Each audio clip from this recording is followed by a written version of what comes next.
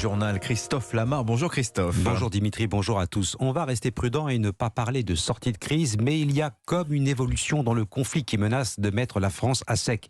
De quoi espérer peut-être la fin d'un mouvement de grève qui dure depuis 18 jours dans les raffineries. La direction de Total et les deux syndicats majoritaires ont trouvé un terrain d'entente cette nuit. La CFDT et la CFE-CGC sont prêts à signer, mais pas la CGT qui poursuit seule le mouvement. Bonjour Margot Faudéré. Bonjour. Eh bien déjà, que contient ce protocole d'accord ? Alors l'accord porte sur une augmentation générale des salaires de 7%. C'est donc 1% de plus que la toute première proposition faite par Total Energy.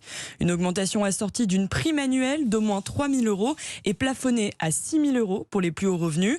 Des propositions qui ont satisfait une partie des syndicats, notamment la CFDT, qui cherche désormais l'apaisement. Écoutez Geoffrey Caillon, coordinateur du syndicat. On a bien conscience qu'il faut sortir de la crise. Les mesures, elles ne sont pas détestables du tout. Elles sont d'un niveau d'accord signé dans d'autres entreprises qui sont correspondantes à nos activités.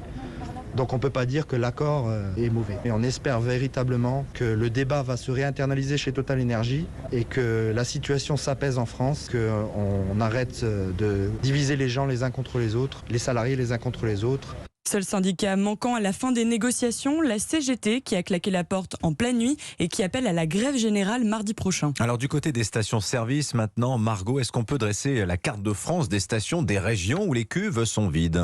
Oui, alors globalement, la situation reste compliquée partout en France. 29% des stations-service sont en difficulté. On reste donc sur une proportion de 1 station-service sur 3 dans laquelle il manque au moins un carburant.